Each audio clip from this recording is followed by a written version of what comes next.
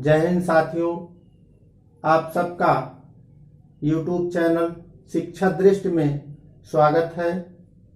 एक नए टॉपिक के साथ मैं प्रस्तुत हुआ हूँ। आज हमारा टॉपिक है वेदांत दर्शन। वेदांत दर्शन जिसको हम भारतीय दर्शन का चरमोत्कर्ष कह सकते हैं। हम ये कह सकते हैं कि वेदांत दर्शन भारतीय चिंतन धारा का उत्कर्ष है। हम समझते हैं कि वेदांत दर्शन है क्या, क्या इसकी विशेषता है, क्या इसके सिद्धांत हैं और हमारी भारतीय शिक्षा में क्या योगदान है वेदांत दर्शन का। जहां तक हम वेदांत दर्शन की बात करते हैं तो वेदांत दर्शन जो हम संक्षिप्त रूप में समझना चाहें तो यह वेद उपनिषदों के गूढ़ एवं विस्तृत दार्शनिक चिंतन का अंतिम सार है। अंतिम सार किसका अंतिम सार? वेद उपनिषद के गूढ़ और विस्तृत चिंतन का।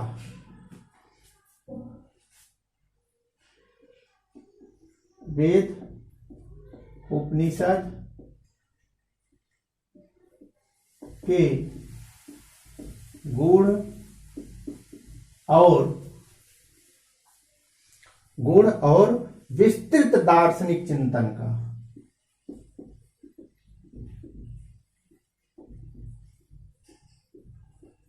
दार्शनिक चिंतन का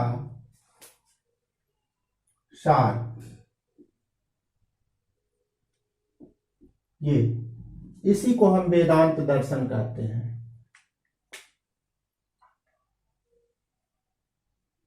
वेद उपनिषद के गूढ़ और विस्तृत दार्शनिक चिंतन का सार। अगर हम इसके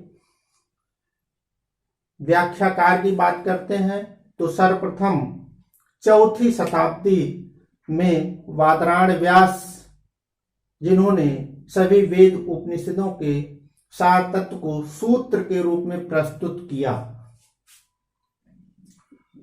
वादरायण व्यास सर्वप्रथम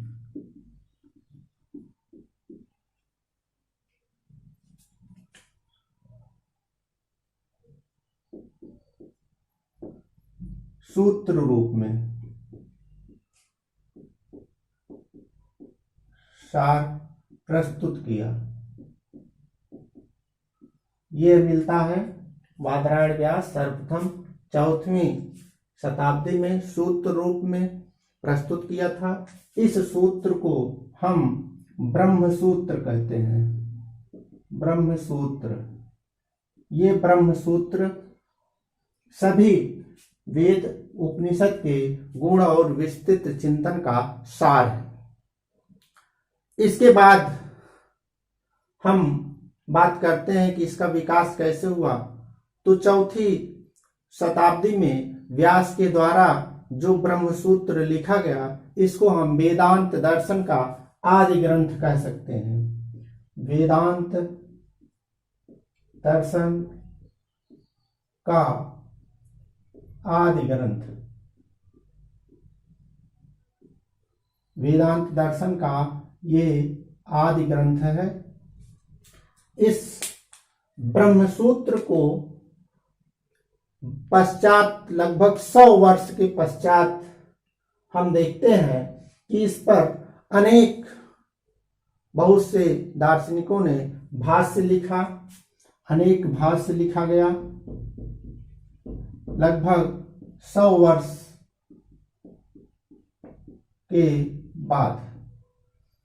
और जो अनेक विद्वानों ने भाष्य लिखा तो अपने अपने विचार से उन्होंने अलग अलग विचारधाराएं बताई, जिसमें 9वीं शताब्दी में हम जो सबसे प्रसिद्ध दर्शन की बात करते हैं वह था शंकर का अद्वैतवाद, अद्वैत दर्शन। आचार्य शंकर, जिसको हम शंकराचार्य कहते हैं, उन्होंने 9वीं शताब्दी में अद्वैत दर्शन के रूप में अपना विचार दिया। फिर 12वीं सदी की बात आती है, 12वीं सदी में रामानुजाचार्य की बात आती है। रामानुजाचार्य, इनका विशिष्टाद्वैत दर्शन आता है, विशिष्टाद्वैत आता है। इसके बाद हम 13वीं सदी में आते हैं, तो यहाँ मध्वाचार्य 13वीं सदी में द्वैतवाद, द्वैत दर्शन लेकर आते हैं। और 13वीं सदी में ही हम देखते हैं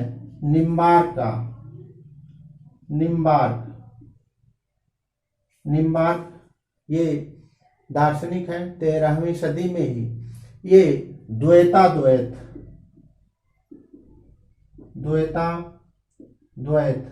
दर्शन, ऐसे बहुत से भारतीय दार्शनिक हुए जिन्होंने ब्रह्मसूत्र, इस ब्रह्मसूत्र पर अनेक भाष्य लिखे और अपना अपना विचार दिया।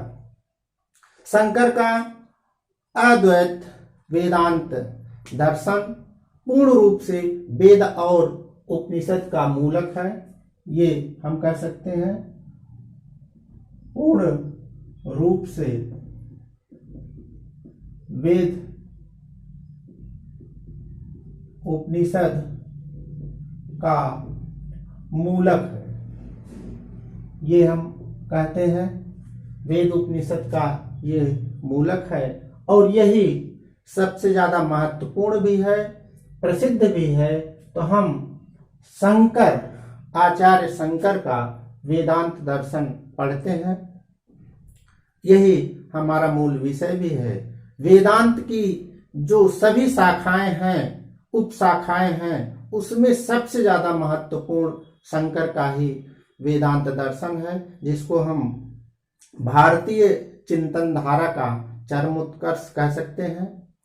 अब हम बात करते हैं कि क्या है वेदांत दर्शन का तत्व मीमांसा, ज्ञान मीमांसा और मूल्य मीमांसा।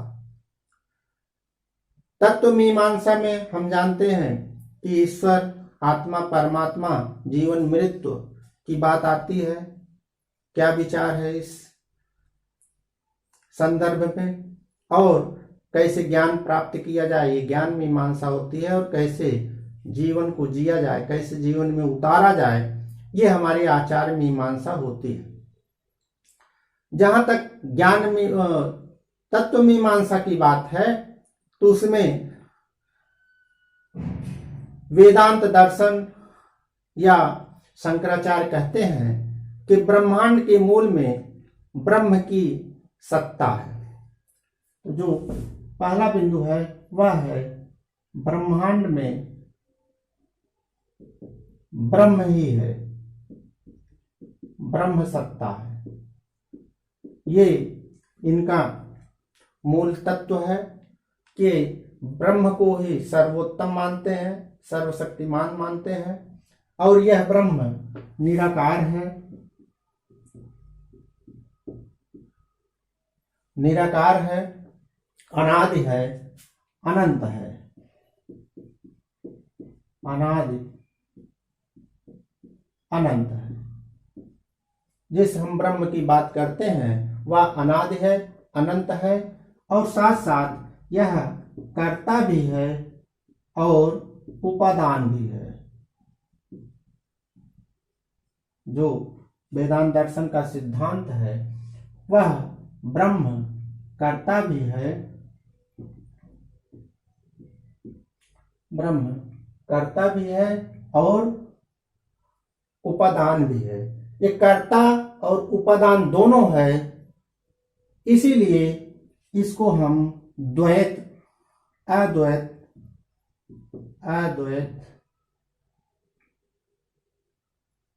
कहा जाता है।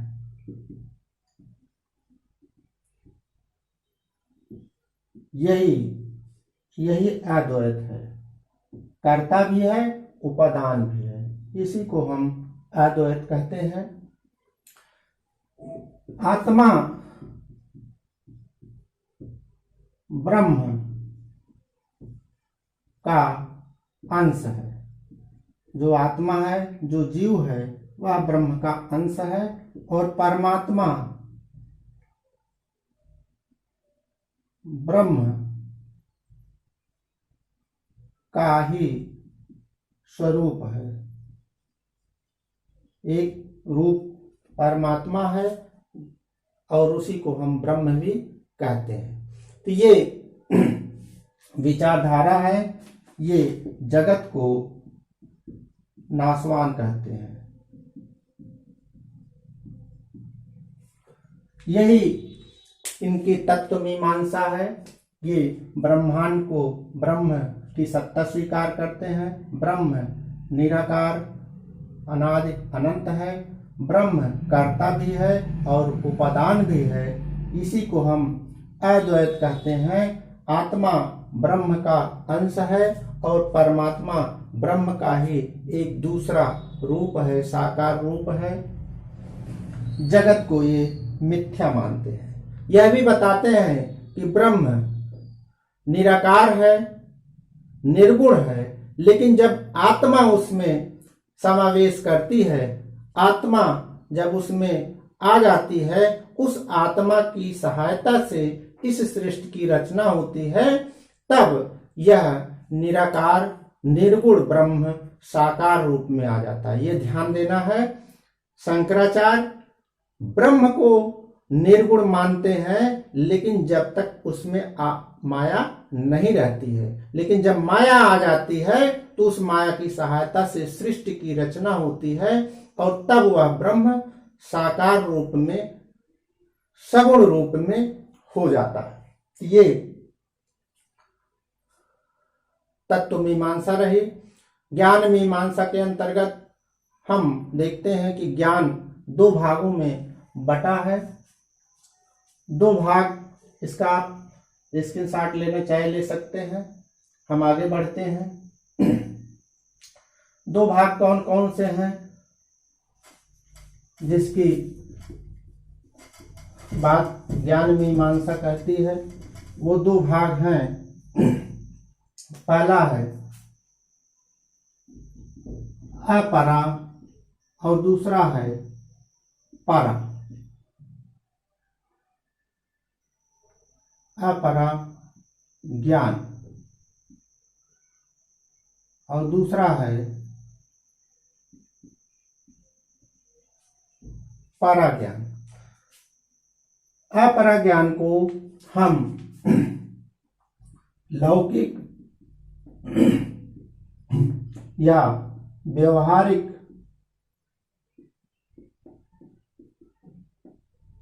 ज्ञान कहते हैं और परा को आध्यात्मिक ज्ञान कहा जाता है। इसी को प्राप्त करने की बात करते हैं और इन सब को प्राप्त करने के लिए जो विधियां हैं, चाहे वो परा हो चाहे अपरा हो, इनको श्रवण, मनन, निधिध्यासन, इन विधियों से इसको प्राप्त किया जाता है, ज्ञान को प्राप्त किया जाता है। अपरा और परा विद्या व्यवहारिक दृष्टि से, निष्ठा से, ईमानदारी से इसका पालन करने की सलाह दी जाती है, जो आचार मीमांसा के अंतर्गत आती है। इसी को अपरा और परा को हम ईमानदारी पूर्वक इसका पालन करें, इसको आत्मसात करें, पूरी निष्ठा के साथ हम आत्मसात करें। यही तत्व मीमांसा, ज्ञान मीमांसा और मूल्य मीमांसा है। इसके बाद अब हम आगे बढ़ते हैं, सिद्धांत की बात करते हैं। कौन कौन से सिद्धांतों को लेकर यह दर्शन आगे बढ़ता है, इस पे विचार करना है।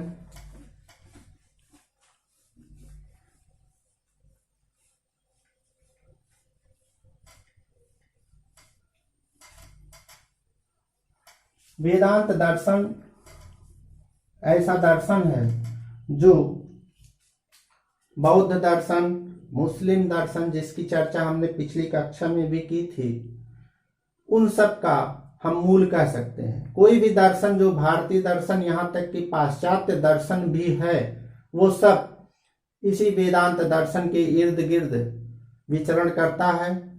बिना इसको लिए कोई भी दर्शन अपना विचार नहीं दिया है। तो हम कह सकते हैं कि यह सभी दर्शनों का आदि और आधार है।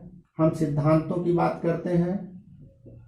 सिद्धांत जो वेदांत दर्शन के हैं वह है ब्रह्मांड ब्रह्म द्वारा निर्मित है। पहला सिद्धांत, ब्रह्मांड ब्रह्म द्वारा निर्मित है, ये विचारधारा हुई। दूसरी विचारधारा, आत्मा ब्रह्म का अंश और परमात्मा स्वरूप है। पहले भी बताया, आत्मा ब्रह्म का ही अंश है, परमात्मा ब्रह्म का ही एक दूसरा नाम हम कह सकते हैं। इसके बाद मानव विकास की बात आती है तो वो कहते हैं कि मानव विकास संचित कर्म के आधार पर, जो हमारे पूर्व संचित कर्म हैं उसके आधार पर मानव का विकास होता है। अंतिम उद्देश्य की बात आती है। अंतिम उद्देश्य क्या है? मानव का अंतिम उद्देश्य मुक्ति है। अंतिम उद्देश्य मुक्ति है। ये विचारधारा, ये भी दर्शन है, इनका सिद्धांत है। मुक्ति हेतु ज्ञान। जब मुक्ति की बात आती है तो मुक्ति कैसे मिलेगी? उसके लिए ज्ञान मार्ग,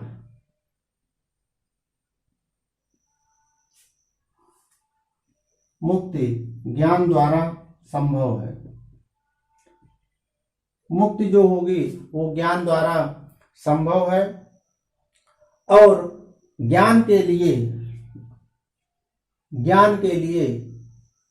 श्रवण, मनन और निधिध्यासन। ज्ञान कैसे आएगा? ज्ञान श्रवण, मनन और निधिध्यासन द्वारा, श्रवण, मनन और निधिध्यासन द्वारा ज्ञान प्राप्त हो सकता है। श्रवण, मनन, निधिध्यासन साधन चतुष्टय से प्राप्त होगा। इसके लिए साधन चतुष्टय जरूरी। अब बात आती है कि साधन चतुष्टय क्या है? साधन चतुष्टय क्या है जो ज्ञान के लिए, श्रवण, मनन, निधिध्यासन के लिए आवश्यक है? वह है साधन चतुष्टय। साधन चतुष्टय में सबसे पहले बात आती है सम की। सम, सम का मतलब होता है हम जो साधन चतुष्टय की बात करते हैं उसमें सम पहले नहीं है, सबसे पहले है नित्य, अनित्य, विवेक। क्या नित्य है, क्या सत्य है और क्या अनित्य है, असत्य है, उसको जानना नित्य अनित्य वस्तु विवेक है। इसके बाद दूसरा जो साधन है वह है भोग विरक्ति। भोग विरक्ति, जो वस्तुएं, जो चीजें हमारे इर्द गिर्द हैं उसमें हम लिप्त न होकर, वासनाओं में लिप्त न होकर, उसको जानकर समझकर, उसकी वास्तविकता को जानकर हम उससे विरक्त हो जाएं, हम उस वासनाओं में न पड़ के हम सत्य को जाने, यह भोग विरक्ति है। जो लौकिक सुविधाएं हैं हम उनसे दूर हो जाएं। इसके बाद सम दम आदि, सम दम आदि संयम, इसकी बात हम कर रहे थे।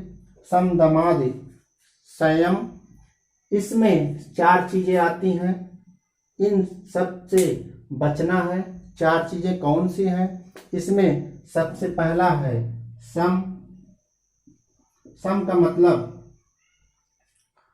जो हम बार बार सुनते भी हैं, सम का मतलब होता है मन का संयम।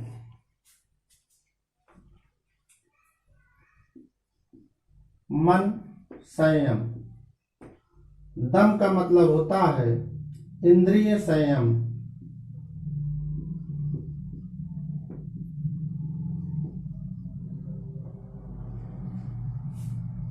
समदम।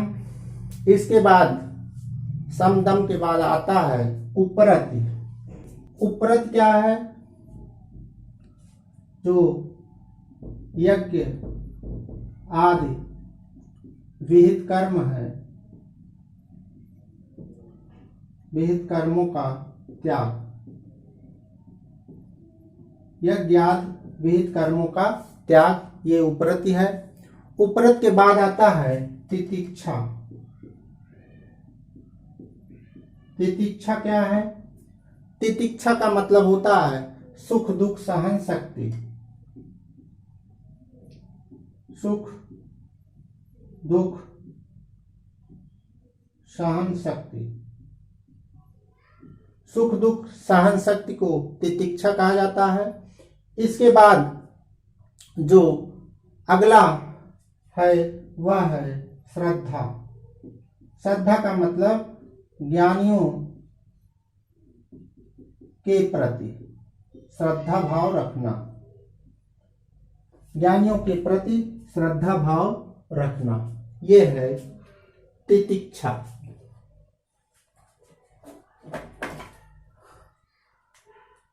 जो चौथा तत्व है वह है ममुच्छकत्व। ममुच्छकत्व। ममुच्छकत्व क्या है? ममुच्छकत्व का मतलब होता है मोक्ष हेतु दृढ़ संकल्प। मोक्ष हेतु दृढ़ संकल्प। ये 4 चीजें हैं जिसको हम साधन चतुष्टय कहते हैं।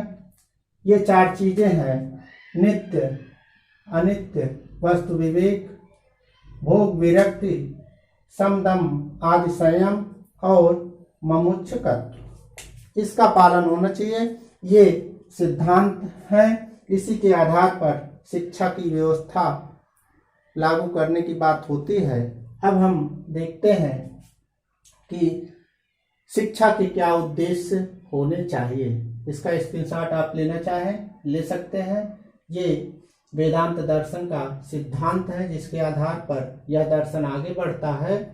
साधन चतुष्टय क्या है इसके विषय में बताया गया है, आगे भी इसकी चर्चा होती रहेगी। शिक्षा के क्या उद्देश्य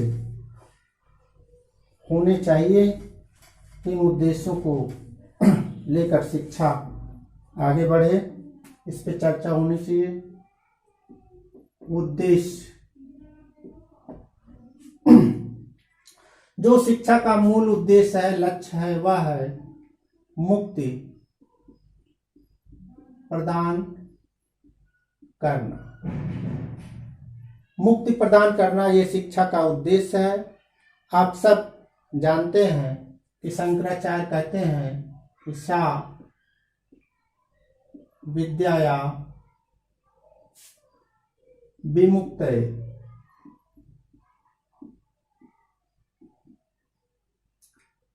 सा विद्या या विमुक्तये, विद्या वही है जो मुक्ति प्रदान करे। सर्वोत्तम जो शिक्षा का उद्देश्य है यही होना चाहिए, यही शिक्षा का लक्ष्य होना चाहिए। इसको शंकराचार्य ने कहा है, जिसका वेदांत दर्शन हम पढ़ते हैं। इसके अलावा जो शिक्षा के उद्देश्य हैं वह है शारीरिक, मानसिक, नैतिक, चारित्रिक, शारीरिक, मानसिक, नैतिक, चारित्रिक, आध्यात्मिक, क्योंकि आप जानते हैं हमने बताया कि परा और अपरा दोनों प्रकार की विद्या, दोनों प्रकार ज्ञान की बात आती है। इंद्रिय निग्रह, इंद्रिय निग्रह ये भी शिक्षा का उद्देश्य है। और जो सबसे ज्यादा प्रमुख है वह है वर्णानुसार कर्म शिक्षा। वर्ण के अनुसार सबका कर्म और कर्म के अनुसार शिक्षा। शिक्षा ऐसी होनी चाहिए जो सबको वर्ण के अनुसार मिले। ब्राह्मण, क्षत्रिय, वैश्य के लिए शिक्षा की बात करते हैं, शूद्रों के लिए शिक्षा का विधान नहीं करते हैं शंकराचार्य। शिक्षा का उद्देश्य शारीरिक, मानसिक, नैतिक, चारित्रिक, आध्यात्मिक विकास करना, इंद्रिय निग्रह और वर्ण के अनुसार कर्म शिक्षा। लेकिन अगर हम मूल देखते हैं तो सा विद्या विमुक्तये, शिक्षा वह है जो मुक्ति प्रदान करे, ये उद्देश्य है। पाठचर्या क्या होनी चाहिए, पहले ही हमने बताया कि पाठचर्या में अपरा विद्या और परा विद्या, इन दो विद्या की बात आती है। अपरा विद्या के अंतर्गत हम व्यवहारिक या लौकिक शिक्षा की बात करते हैं, लौकिक शिक्षा। और लौकिक शिक्षा के अंतर्गत हम भाषा, चिकित्सा, भाषा, चिकित्सा, गणित, भाषा, चिकित्सा, गणित और वर्णक्रम, इन सब की बात करते हैं। और इन लौकिक शिक्षा के साथ साथ लौकिक क्रियाएं भी करते हैं, जिसमें आसन, व्यायाम, भोजन, ब्रह्मचर्य ये आती हैं। भोजन, ब्रह्मचर्य, आसन व्यायाम, भाषा चिकित्सा, गणित और वर्णक्रम, ये व्यवहारिक विषय हैं, इनकी बात की जाती है। पराविद्या की बात आती है तो यह आध्यात्मिक ज्ञान है। पराविद्या आध्यात्मिक शिक्षा की बात करता है ये। इसके अंतर्गत जो विषय रखे गए हैं वह विषय है धर्म, दर्शन और साहित्य। धर्म, दर्शन, साहित्य, इससे पराविद्या मिल सकती है। और इन सब के साथ जो क्रियाएं करनी है वह है यम, नियम, प्राणायाम, धारणा, प्रत्याहार। यम, नियम, आसन, प्राणायाम, प्रत्याहार, धारणा, ध्यान, समाधि। यम, नियम, प्राणायाम, धारणा, प्रत्याहार, आसन, ध्यान, समाधि, ये क्रियाएं हैं। इन क्रियाओं को इन विषयों के साथ करना पड़ता है। ये पराविद्या के अंतर्गत आती हैं और ये सब विषय अपराविद्या के अंतर्गत आते हैं। पराविद्या और अपराविद्या दोनों को साथ लेकर पाठ्यक्रम बनाने की बात वेदांती करते हैं, शंकराचार्य जी करते हैं और इन्हीं के द्वारा व्यक्ति के विकास की भी बात की जाती है। इसके बाद हम शिक्षण विधि की बात करेंगे। शिक्षण विधि क्या होनी चाहिए, इसका आप स्क्रीनशॉट लेना चाहे ले सकते हैं। उद्देश्य और पाठचर्या की बात इसमें की गई है। शिक्षण विधि कैसी होनी चाहिए, वैसे तो अलग से किसी शिक्षण विधि की बात नहीं करते हैं, लेकिन इनके साहित्य को पढ़ते हैं तो उसमें जो प्रमुख बातें सामने आती हैं इनके सूक्त में, वह मुख्य विषय है श्रवण, मनन और निधिध्यासन। शिक्षण विधि, शिक्षण विधि, इसके अंतर्गत बाह्य उपकरण और आंतरिक उपकरण, दो उपकरण बताए गए हैं। बाह्य उपकरण ये है इंद्रियां, बाह्य उपकरण के अंतर्गत इंद्रियां हैं, जिसको हम कर्मेंद्रियों और ज्ञानेंद्रियों के विषय दो रूप में जानते हैं। आंतरिक उपकरण, आंतरिक उपकरण के अंतर्गत जो बातें हैं वह है मन, बुद्धि, मन, बुद्धि, अहंकार, मन, बुद्धि, अहंकार और आत्मा।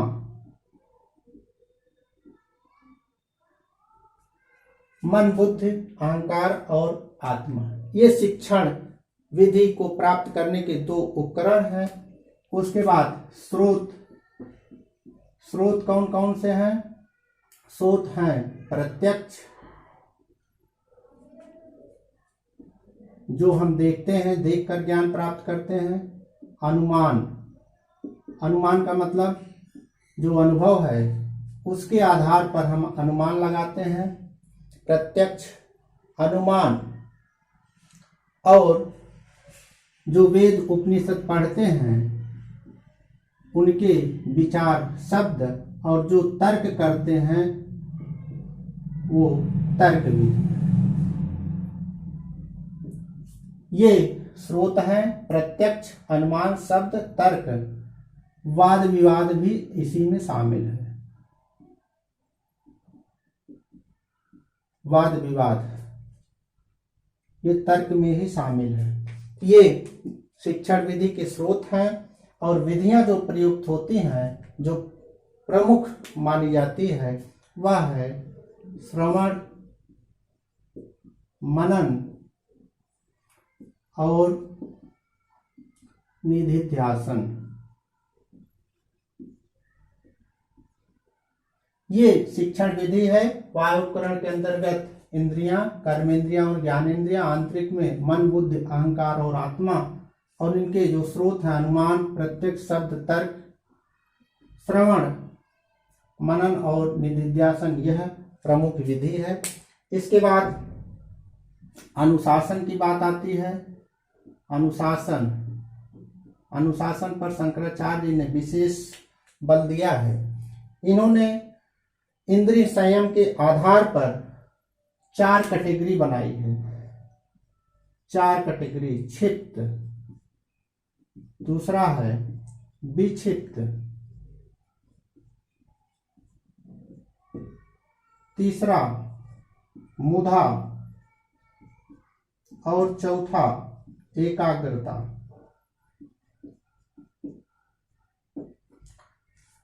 क्षिप्त, विक्षिप्त, मुधा, एकाग्रता, ये पूर्ण इंद्रिय नियंत्रण।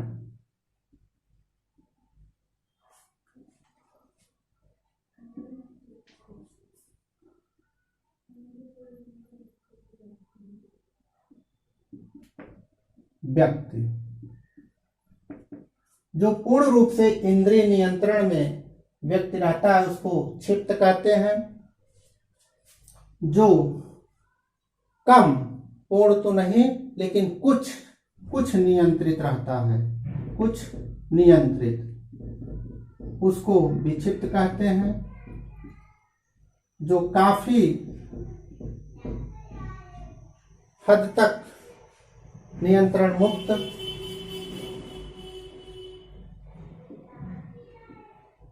मुक्त हो वह है मुधा, और जो पूर्ण मुक्त हो, पूर्ण नियंत्रण मुक्त, वह है एकाग्रता। इन्होंने 4 कैटेगरी बताई। ऐसे छात्र, ऐसे व्यक्ति जो इंद्रियों के पूर्ण नियंत्रण में है वह है क्षिप्त, और जो कुछ नियंत्रण में है वह विक्षिप्त, जो काफी नियंत्रण मुक्त हो जाते हैं वह मुधा, और जो पूर्ण नियंत्रण मुक्त है वह है एकाग्रता। यह वास्तविक अनुशासन, एकाग्रता की स्थिति है। इसी को वास्तविक अनुशासन कहा गया है। जो छात्र, जो व्यक्ति जितना इंद्रियों पर नियंत्रण रखेगा वह उतना ही अनुशासित होगा, ऐसा शंकराचार्य ने कहा। इसलिए अपनी इंद्रियों पर नियंत्रण रखना आवश्यक होता है। यही सच्चा अनुशासन है। शिक्षण विधि और अनुशासन आप स्क्रीनशॉट ले सकते हैं। इसके बाद आगे बढ़ते हैं। शिक्षक में क्या गुण होने चाहिए? शिक्षक में क्या गुण होने चाहिए? क्या विशेषताएं होनी चाहिए? सबसे पहले बात आती है शिक्षक व्यवहारिक और आध्यात्मिक दोनों ज्ञान से युक्त, दोनों से युक्त हो, क्योंकि हमने पहले बताया परा और अपरा दोनों विद्या की बात होती है। शिक्षक सर्वप्रथम बालक को तत्वमसि की अवस्था, जिसमें वो कहता है कि तू ही ब्रह्म है, इस स्थिति से जब बालक कहता है अहम ब्रह्मास्मि, मैं ही ब्रह्म हूं।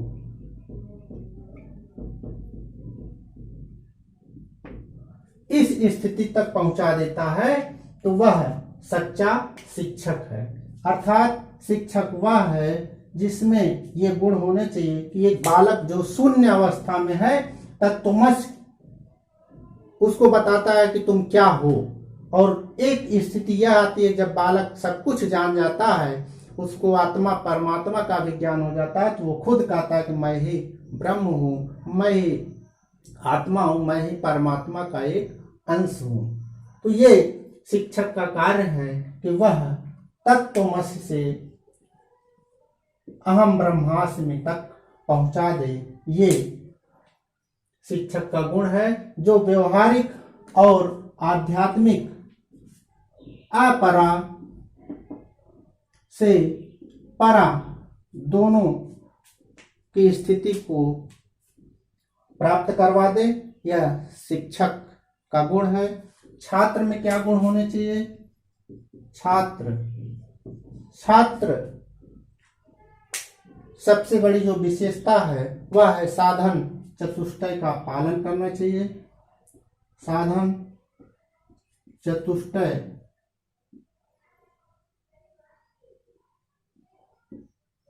का पालन करें छात्र, और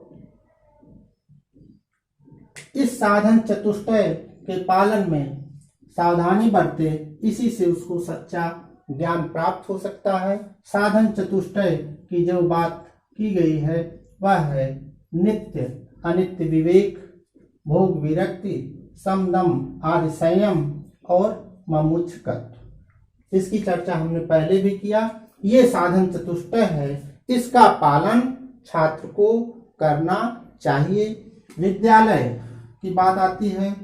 विद्यालय में क्या गुण होने चाहिए, क्या विशेषता होनी चाहिए? सबसे बड़ी विशेषता है कि यह प्रकृति की गोद में स्थापित हो, सुरम्य वातावरण में हो, और दूसरी विशेषता यह है कि वह साधन चतुष्टय का पालन करवाए।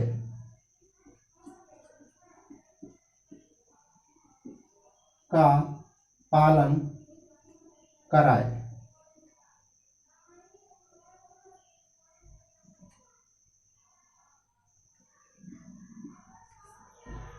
ये विद्यालय का कार्य है जो प्रकृति के वातावरण में हो, सुरम्य वातावरण में हो, साधन चतुष्टय का पालन कराए। इस प्रकार से हम वेदांत दर्शन जो शंकराचार्य का अद्वैत वेदांत दर्शन है इसको लेकर आए। वेदांत दर्शन बौद्ध शिक्षा, मुस्लिम शिक्षा, जिसको हमने इसके पहले भी बताया है, इस पे चर्चा हुई है, डिस्क्रिप्शन बॉक्स में लिंक भी दिया है, उसको आप देख सकते हैं। इस वेदांत दर्शन को हम बौद्ध शिक्षा और मुस्लिम शिक्षा का भी मूल कह सकते हैं। भारतीय दर्शन ही नहीं, पूरे विश्व के जो भी दर्शन है, जो भी विचारधाराएं हैं, वह कहीं न कहीं वेदांत दर्शन से ही मिलती जुलती प्रतीत होती हैं। और वेदांत दर्शन एक ऐसा दर्शन है जो भारतीय चिंतन धारा का हम चरमोत्कर्ष कहते हैं। यह वेदांत दर्शन ब्रह्म को प्रमुख मानता है, इसी को परमात्मा मानता है, और आत्मा को यह ब्रह्म का अंश मानता है। योग के द्वारा, ज्ञान के द्वारा, साधन चतुष्टय के द्वारा हम इस ब्रह्म को जान सकते हैं। ब्रह्म को जानने के लिए परा और अपरा विद्या की बात होती है। परा और अपरा विद्या को प्राप्त करने के लिए जो विधियां बताई गई हैं वह श्रवण मनन निधिध्यासन है। प्रत्यक्ष, अनुमान, शब्द, तर्क विधियों का प्रयोग किया जाता है। इंद्रियों के नियंत्रण के आधार पर अनुशासन की बात वेदांती करते हैं। क्षिप्त, विक्षिप्त, मुधा और एकाग्रता, ये 4 प्रकार की इंद्रिय संयम की विधियां हैं। जो जितना इंद्रियों पर संयम करते हैं वो उतना ही अनुशासित होता है। छात्र को साधन चतुष्टय का पालन करना होता है और विद्यालय को भी साधन चतुष्टय का पालन करवाना होता है। शिक्षक का यह कर्तव्य है कि वह तत्वमसि तू ही ब्रह्म है, अर्थात एक शून्य की अवस्था है जिसमें छात्र कुछ नहीं जानता, और एक ऐसी स्थिति हो जाती है जिसमें छात्र सब कुछ जान जाता है और कहता है कि मैं ही ब्रह्म हूं।